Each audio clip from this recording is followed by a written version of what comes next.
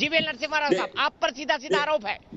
नहीं दीपक जी, एक आप बहुत ही कन्वीनियंटली इसको अपने दृष्टिकोण से प्रस्तुत करने की और फैक्ट्स को तोड़ मरोड़ने की आपने कोशिश किया है।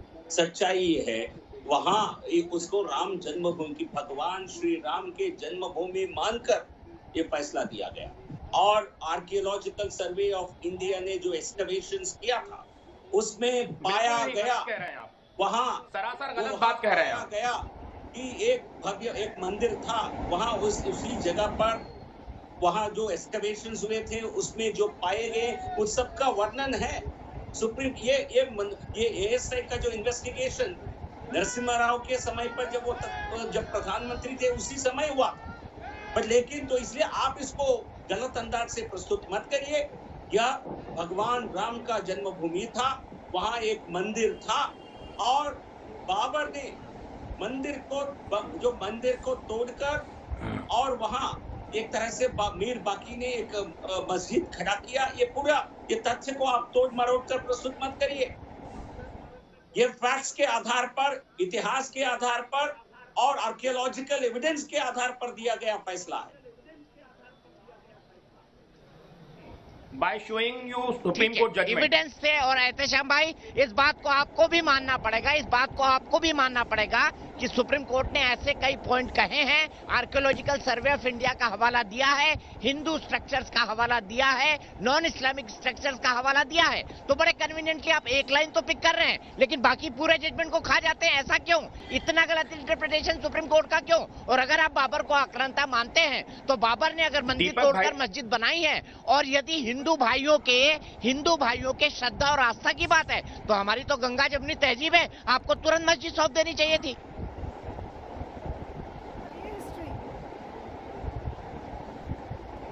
दीपक भाई साहब, मैं आपको इसका जवाब दे देता हूं। जहां तक हिंदू भाइयों से मोहब्बत का सवाल है, तो हम मुसलमान हमारे हिंदू भाई बहनों के लिए जान देने के लिए तैयार हैं, लेकिन बीजेपी जो पार्टी है जो कि हिंदू मुस्लिम को डिवाइड करने का काम करती है, उसका सपोर्ट हम बिल्कुल नहीं करेंगे। हमारे भाई साहब बीजेपी के प्रवक्ता नरसिम्हा जी से मैं हाथ जोड़ के निवेदन करूंगा कि अगर वो सुप्रीम कोर्ट की जजमेंट में एक भी जगह ये चीज लिखी हुई दिखा देंगे कि मस्जिद का एक मिनट एहतेशाम जी, आप बीजेपी को मत मानिए तो मैं वकालत छोड़ दूंगा। एहतेशाम जी, आप बीजेपी को मत मानिए, लेकिन कम से कम राम मंदिर को तो सपोर्ट कीजिए। राम मंदिर तो ये भी कह रहा हूं, हिंदुस्तान की एक शान है। अभी आपके पहले जो मैडम बोल रही थी, वो बोल रही थी कि हिंदुत्व बढ़ाया जा रहा है। अरे हिंदुस्तान में तो हिंदुत्व ही रहेगा, और यहाँ का मुसलमान भी उतना ही हिंदू है जितना यहाँ का हिंदू है। तो आप ये किस बात की बात करते हैं? यहाँ के सभी लोग ये जानते हैं कि यहाँ का मुसलमान भी उतना ही राम मंदिर के साथ है जितना कि हिंदू साथ है। केवल ओवैसी जी और मुस्लिम पर्सनल लॉ बोर्ड अपने बेनिफिट के लिए ऐसा करा है। आपने ये बात मान ली कि बाबर आक्रांता था, और उसके बाद आपने सुप्रीम कोर्ट के 5 जजेस बेंच के जजमेंट को तोड़ मरोड़ कर रखा। आज तक सुप्रीम कोर्ट के अलावा हाई कोर्ट का जजमेंट हुआ, लोअर कोर्ट का जजमेंट हुआ, जितने भी जजमेंट हुए सब के सब देंगे कि सुप्रीम कोर्ट का जजमेंट मैंने तोड़ मरोड़ के रखा है, मैं वकालत छोड़ दूंगा। ये मैं आपसे कह रहा हूं। इसी वजह से हाई कोर्ट का ऑर्डर आया, इसी वजह से सुप्रीम कोर्ट का आया, आर्कियोलॉजिकल सर्वे की रिपोर्ट आई है, वहां पे ये कहा गया कि वो राम जन्मभूमि थी, है और रहेगी, और इसी वजह से राम जन्मभूमि पर राम का मंदिर बन रहा है। आप चीजों को तोड़ मरोड़ कर देश के सामने प्रेजेंट कर रहे हैं। आप एक समझदार वकील हैं, उसके बाद भी सुप्रीम कोर्ट की जजमेंट में कहीं भी ये नहीं कहा गया कि मंदिर राम मंदिर तोड़ के मस्जिद बनाई गई है। आप मुझे एक भी जगह ये बता देंगे, आप जो कहेंगे मैं करने के लिए तैयार हूं। संविधान जब बनाया जा रहा था, उस समय यह कहा गया था कि संविधान एक ऐसा होना चाहिए जिससे कि राम राज की स्थापना हो, और अगर राजा राम मंदिर बन रहा है तो राम राज की स्थापना की शुरुआत हो रही है। तो ये कॉन्स्टिट्यूशन के खिलाफ नहीं है, ये कॉन्स्टिट्यूशन का मैंडेट है कि राम मंदिर बनना चाहिए और राम राज आना चाहिए। आप इस तरह की भ्रांति फैलाकर हिंदू राम राज्य क्या होता है जरा बताएंगे? जरा देशवासियों को बताइए कि राम राज्य का क्या मतलब है। आपके काम है भ्रांतियां फैलाना, आपका काम है। आप हिंदुस्तान के लोगों को बताइए कि राम राज्य का क्या मतलब होता है। एहतेशाम जी, सारा बर्बाद। रामराज का मतलब होता है जो कॉन्स्टिट्यूशन का मैंडेट है, कॉन्स्टिट्यूशन बनाने की कमेटी जब जी दीपक जी, बनाई मैं गई सुन थी, रहा हूं आपको। उसी समय ये बताया गया था कि एक ऐसा कॉन्स्टिट्यूशन होना चाहिए जो देश में रामराज की स्थापना करे, मर्यादा पुरुषोत्तम भगवान राम। मैं जवाब देना चाहता हूँ एहतेशाम जी को। एहतेशाम जी, आपने राम राज्य की बात करी, आपने संविधान कौन सी किताब से पढ़ा है भाई साहब, बताइए जरा। देशवासियों को जरा बताइए संविधान कौन सी किताब से पढ़ा है आपने? Making of constitution, making of constitution में आइए, आपको आइए मैं पढ़ाता हूँ। अगर आपने नहीं पढ़ा तो पहले आपने संविधान कौन सी किताब से पढ़ा, थोड़ा बताइए, थोड़ी जानकारी दीजिए। उसमें ये बोला गया है कि जो कॉन्स्टिट्यूशन कमेटी की रिपोर्ट बनाई गई थी, उसके पहले जो मीटिंग हुई थी, उसमें ये बोला था कि कॉन्स्टिट्यूशन ऐसा होना चाहिए कि देश में रामराज की स्थापना हो। आप पहले पढ़िए, उसके बाद बताइए। मैं एहतेशाम जी, अगर आप मुझे वक्त दें तो मैं समझाना चाहता हूँ आपको राम राज्य क्या होता है। राम राज्य की परिभाषा बता दीजिए आप देशवासियों को, मैं मान जाऊंगा कि आप बहुत। मैं बताता हूँ आपको। राम एक ऐसे शासक थे जो सामाजिक समरसता को, सोशल इंजीनियरिंग जिसकी बात आप जैसे सेक्युलर लोग करते हैं, उसको मानते थे। शबरी के झूठे बेर खाए, केवट के साथ नदी पार की, निषाद राज के साथ रहे, वनवासियों और गिरवासियों को मित्र बनाया, लंका पर विजय हासिल की, लेकिन बाबर की तरह अपने भाई को वहां का राजा नहीं बनाया। विभीषण का राज्याभिषेक किया, गिलहरी का उद्धार किया, अहिल्या का उद्धार किया। उनके राज्य में सभी लोग सुखी थे, लेकिन चलते चलते मैं बात आपको बताना चाहता हूँ, उन्होंने सबको गले लगाया। वो तो 8,000 10,000 साल पहले थे भगवान राम 8,000 10,000 साल पहले थे, सबको गले लगाते थे। अगर 1400 साल पहले जन्म हुआ, इस्लाम से जुड़े हुए भाई जिंदा होते तो भगवान राम उनको भी गले लगाते। इसका जवाब दे दीजिए आप, ये राम राज्य नहीं है क्या? और एहतसाम साहब, राम जी को कहा जाता है इमाम हिंद, और ये एक इमाम हिंद का मंदिर बन रहा है, और उसमें भी आप लोगों को दिक्कत हो रही है। और सिर्फ पॉलिटिक्स, इमाम हिंद की बात हो रही है यहाँ पे, जिनको श्री राम कहा जाता है। ये मर्यादा पुरुषोत्तम भगवान श्री राम है। तकलीफ ना हो, लेकिन आप देख रहे हैं कि कोरोना काल में लाखों करोड़ों मजदूरों को परेशान होना पड़ा, और बीजेपी सरकार, आपके पास आर्गुमेंट नहीं बचे, आपके पास आर्गुमेंट नहीं बचे, तो आपको कोरोना के पीछे जुटना है। एहतेशाम जी, मैं 1 मिनट के लिए यहाँ पर आपको रोकूंगा, मैं 1 मिनट के लिए। ये गैर संवैधानिक, ठीक है। संविधान की लाश पर हो रहा है, संविधान की लाश पर। बबलू खान जी हैं, अयोध्या के एक सिटीजन हैं। बबलू खान जी अयोध्या के राम मंदिर के सपोर्ट में हैं। उनका कहना है कि संविधान की लाश पर राम मंदिर का निर्माण हो रहा है। एहतेशाम हाशमी है, कह रहे हैं मुस्लिम समाज बहुत परेशान है। बबलू खान क्या बोलेंगे? उनके पेट में दर्द ना हो, यहाँ का मुस्लिम और यहाँ के साथ साथ पूरे देश का मुस्लिम राम को अपना पूर्वज मानता है। ये सब बाबर के वंशज हैं, ये बाबरी हैं, ये बाबर के वंशज हैं, तो ये बाबर का ही फेवर करेंगे। और मैं कह रहा हूं, अपनी मानसिकता को बदल लीजिए, अपनी मानसिकता को बदल लीजिए।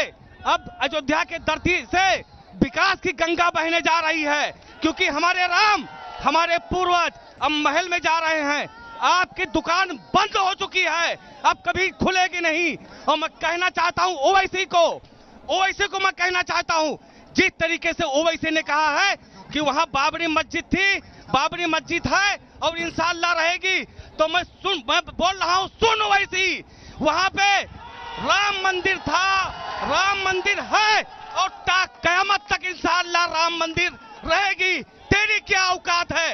अगर तुझे इतना ही बात करना है तो एक बार अयोध्या के धरती पर आकर देख, तुझे यहाँ का मुस्लिम ही जवाब देगा। तुम मुस्लिम हो ही नहीं सकता, तू बाबर का वंशज है, तू बाबरी है, तू भड़काने का काम करता है, तू बंटवारे का काम करता है, तू हिंदू मुस्लिम करके खून खराबा करवाता है। अब ये होने वाला नहीं है। अब मुस्लिम पहचान गया है, अब मुस्लिम जान गया है, अब मुस्लिम पहचान चुका है कि राम मुस्लिम के हैं और राम मुस्लिम के हैं, मुस्लिम के राम ही रहेंगे। मैं कहना चाहूंगा ओवैसी, अब दोबारा ऐसी गलत अल्फाज मत निकालना, वरना आने वाले समय में ये देश का मुस्लिम तुम्हें जवाब देगा। जो पार्लियामेंट में बैठे हो वहां से उठा करके तुमको टाट पर बिठा देगा, क्योंकि मुस्लिम अब पहचान गया है राम को। राम को अगर गलत कहोगे तो मुस्लिम बर्दाश्त नहीं करेगा। ठीक है नहीं यास्मीन जी, करेगा बर्दाश्त, यास्मीन नहीं जी, करेगा बर्दाश्त। यास्मीन जी, ये भारतीय मुसलमान का यास्मीन जी को जवाब है। यास्मीन जी जवाब दीजिए, बबलू खान की बात वो पर आप क्या क्या जवाब कहेंगे? देगी? वो बाबरी वंशज है, वो जवाब देने लायक है ही नहीं है। वो क्या जवाब देगी? वो बाबरी वंशज है। ऐसे लोगों को तो देश छोड़ करके अपने बाबर के पास जाना चाहिए। यहाँ क्यों राजनीति कर रहे हैं? यहाँ पे हिंदू मुस्लिम एकता का जो पैगाम अयोध्या की धरती से जाता है, यही लोग जाकर के आगे उसमें विवाद पैदा कर देते हैं। यास्मीन जी, मैं यास्मीन, बबलू भाई, देश के लोगों को कहना चाहता हूँ, अपने देश के मुसलमान भाइयों से कहना चाहता हूँ, आता है अगर वास्तव में अगर हिंदू मुस्लिम का प्यार देखना है तो इसे अयोध्या के धरती पर आइए। हम लोग बिल्कुल हिंदू मुस्लिम सिख ईसाई एक सगे भाई की जैसे सच्चाई बबलू भाई कह रहे तो आप उठ के क्यों जा रही है? उठ के क्यों जा रही है? क्या वाकई में आप बाबर की वंशज है? यास्मीन जी बताइए, क्या वाकई में आप बाबर की वंशज है? जवाब दीजिए, आप पर आरोप है बबलू खान का। बाबर के ही वंशज है, वो बाबर के ही वंशज है, वो बाबर के ही वंशज है। मैंने बिस्मिल्लाह पढ़ करके राम मंदिर निर्माण की मुहिम चलाई थी। मैंने बिस्मिल्लाह पढ़ के राम मंदिर निर्माण की मुहिम चलाई थी। मेरे बिस्मिल्लाह में ताकत थी। देख लीजिए, मेरे राम पे फैसला आ गया, मेरे राम पे फैसला आ गया और वो राम का महल भी बनने जा रहा है, हमारे पूर्वज का महल भी बनने जा रहा है और हमारे श्री राम का मंदिर भी बनने जा रहा है। मेरे बिस्मिल्लाह में ताकत है। ये बाबरी सब ढोंगी है, ये बाबरी ढोंगी है, इनका चलने वाला नहीं है और हम चलने भी नहीं देंगे, कभी नहीं चलने देंगे। एहतेशाम जी, ये भारतीय मुसलमान की आवाज है, उस मुसलमान की जो हिंदू मुस्लिम एकता में राजनीति को छोड़कर वाकई में यकीन रखता है। बबलू खान की बात का जवाब है आपके पास एहतेशाम भाई।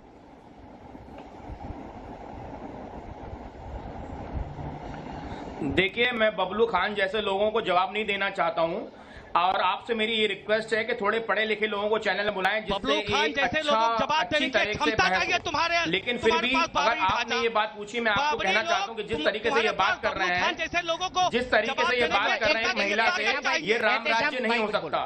बबलू खान साहब को कहिए कि थोड़ा तमीज सीखें, थोड़ी किताबें पढ़ें, एक अच्छे इंसान की तरह बैठे आके चैनल में। भड़काने का काम नहीं, भड़काने का काम नहीं। उन्होंने इस तरह से चीख के फोन पे बात करना, कोई भी भौंक सकता है, कोई भी भौंक सकता है चैनल पे। आमने सामने आके बात करिए, फिर आपको पता पड़ेगा। ओवैसी को बोल रहे हैं आप, उन महिला बैठी उनको बोल रहे हैं, बाबर की औलादे बोल रहे हैं, ये चीजें आपको शोभा नहीं देती। क्यों, क्या बुराई है इनमें? मैं राम का वंशज हूँ ना। क्यों, क्या बुराई है? राम का वंशज हूँ, वो बाबर का वंशज है, कैसे मुझसे बात करेंगे? मैं राम का वंशज हूँ, वो आप राम के वंशज हैं, लेकिन आपकी हरकतें राम के वंशज जैसी नहीं है, आपकी हरकतें वो रावण के वंशज जैसी हैं। अगर एहतेशाम भाई का जवाब लेंगे, एहतेशाम भाई जवाब दीजिए। पर आप मोदी जी के आंगन में घाघरा पहन के नाचेंगे तो आपका सम्मान नहीं कर पाएंगे, ये सुन लीजिए आप बात।